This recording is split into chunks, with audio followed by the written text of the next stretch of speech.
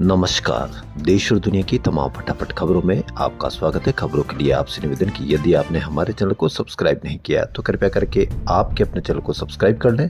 आप सब्सक्राइब करते हैं तो हमें हिम्मत होती है सही और सच्ची खबरें आप तक पहुंचाने की, वरना मीडिया में किस तरह की खबरें आपको पेश की जा रही है यह आप भली भांति जानते हैं।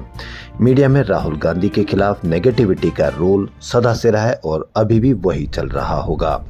पेंगुइन ने बोला कि किताब नहीं छपी है, जबकि नरवणे कह रहे हैं कि किताब छपी है। लेकिन आपको मीडिया पर पेंगुइन के बारे में या पेंगुइन के समर्थन में जबरदस्त तरीके की कवरेज और राहुल गांधी के खिलाफ नेगेटिविटी की खबरें आपको पेश की जा रही होगी। तो राहुल गांधी ने कहा है, क्या कहा? राहुल गांधी ने आज लोकसभा के बाहर कहा। नरवणे ने एक्स पर पोस्ट किया, हेलो दोस्तों, मेरी किताब अब अवेलेबल है, लिंक फॉलो करें, हैप्पी रीडिंग। या तो नरवणे झूठ बोल रहे हैं या पेंगुइन झूठ बोल रहा है। मैंने आर्मी चीफ पर विश्वास करना चुना, मीडिया ने पेंगुइन पर विश्वास करना चुना।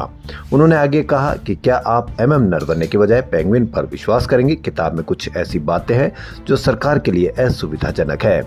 दरअसल कंपनी की सफाई इसलिए आई क्योंकि किताब की अनऑथराइज्ड कॉपियों के लीक और ऑनलाइन सर्कुलेशन का दावा सामने आया था।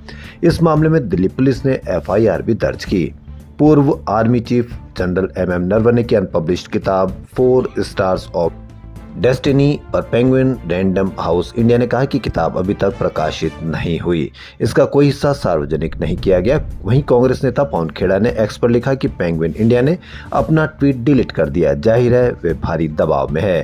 पेंगुइन ने जो उचित समझा वो किया, लेकिन चीफ अभी भी सच्चाई के साथ खड़े हैं। यह किताब 2024 में प्रकाशित हुई थी और अमेजन पर बिक्री के लिए उपलब्ध थी। पवन खेड़ा ने आर्मी चीफ नरवणे का एक पोस्ट भी शेयर किया, जिसमें नरवणे ने पेंगुइन इंडिया की पोस्ट शेयर करते हुए लिखा था, मेरी किताब अब अवेलेबल है, लिंक फॉलो करें। तो कोई न कोई तो झूठ बोल ही रहा है। विपक्ष ने आज लोकसभा स्पीकर ओम बिरला के खिलाफ अविश्वास प्रस्ताव का नोटिस पेश कर दिया। इसमें 118 सांसदों के हस्ताक्षर हैं। ओम बिरला अब लोकसभा नहीं आएंगे, यह सूत्रों के अनुसार है। अविश्वास प्रस्ताव के गिरने के बाद ही वह स्पीकर के चेयर संभालेंगे। अब होना यह है कि स्पीकर के खिलाफ अविश्वास प्रस्ताव 100% वह पास नहीं हो पाएगा क्योंकि संख्या बल इतना नहीं है, लेकिन फिर भी अविश्वास प्रस्ताव आना एक बहुत बड़ी बात होती है। अमेरिकी यौन अपराधी जेफरी एप्स्टीन से जुड़े विवादों के कारण ब्रिटिश के प्रधानमंत्री कीर स्टारमर की कुर्सी खतरे में है। अब उनकी अपनी लेबर पार्टी के एक धड़े ने ही इस्तीफे की मांग कर दी, हालांकि स्टारमर अभी पद छोड़ने से इनकार कर रहे हैं। इसी बीच नए प्रधानमंत्री पद की होड़ में गृह मंत्री शबाना महमूद के साथ ही स्वास्थ्य मंत्री वेस्ट स्टिटिंग और पूर्व उप प्रधानमंत्री अंगेला रेनर का नाम सामने आ रहा है।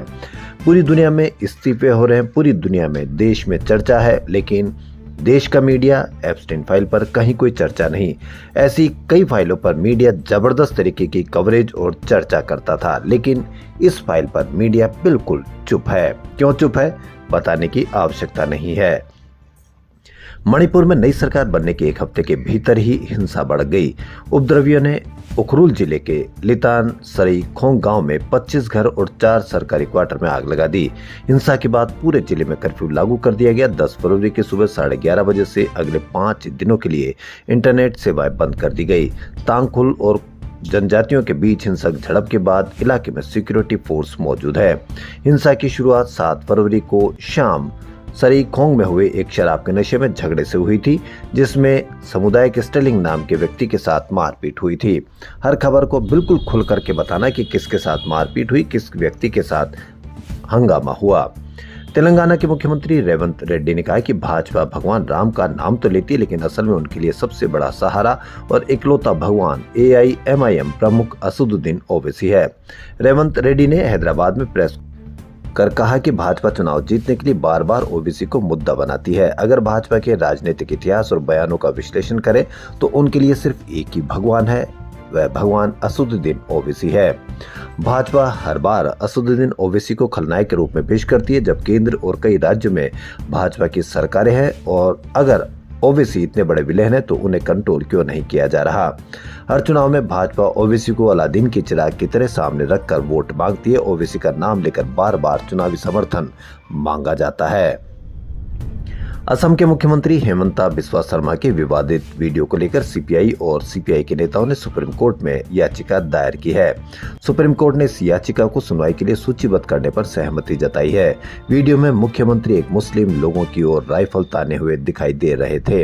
इस वीडियो के आधार पर वामपंथी नेताओं ने मुख्यमंत्री के खिलाफ कार्रवाई की मांग की है। इस प्रकार के वीडियो को आप मानते हैं और किस तरह से इस पर कार्रवाई की जानी चाहिए, इस पर भी आप अवश्य कमेंट करके बताएं। मध्य प्रदेश के ग्वालियर जिले के डबरा में नवग्रह मंदिर के प्राण प्रतिष्ठा कार्यक्रम में कलश यात्रा शुरू होने से पहले ही भगदड़ मच गई।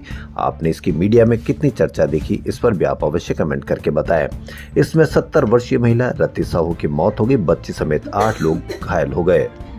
इनमें से एक की हालत गंभीर है, ग्वालियर रेफर किया गया है। प्रत्यक्षदर्शियों के अनुसार भगदड़ तब मची जब कलश यात्रा से पहले कलश बांटे जा रहे थे। इसी दौरान पुलिसकर्मियों ने अचानक स्टेडियम का गेट खोल दिया, जिससे भीड़ बेकाबू हो गई। महिलाएं एक दूसरे पर गिर गई। वहीं मृतक महिला की बहू ने बताया कि पुलिसकर्मियों की लापरवाही से हादसा हुआ। कहीं पर भी कोई खबर आपको देखने को नहीं मिलेगी। मध्य प्रदेश के शहडोल जिले में प्रशासन की लापरवाही का गंभीर मामला सामने आया। यहाँ 17 साल 8 महीने 19 दिन कम उम्र के छात्र को वयस्क मानकर जेल भेज दिया गया। इसके कारण छात्र मंगलवार को 12वीं बोर्ड की अंग्रेजी विषय की परीक्षा नहीं दे सका। मामले की शुरुआत 8 फरवरी को हुई, जब मुख्यमंत्री डॉक्टर मोहन यादव धनपुरी में वाटर पार्क के लोकार्पण कार्यक्रम में शामिल होने शहडोल आए थे। दोपहर करीब 2 बजे मुख्यमंत्री का काफिला गोपालपुर तिराहे से लालपुर हवाई पट्टी की ओर जा रहा था। वहीं परिजन ने कहा कि तहसीलदार को बताया कि हिरासत में लिया गया छात्र नाबालिग है और अगले दिन मंगलवार को उसकी कक्षा 12वीं की अंग्रेजी की बोर्ड परीक्षा है, लेकिन हिरासत में लेने के कारण परीक्षा नहीं दे पाया। खबरों में फिलहाल इतना ही।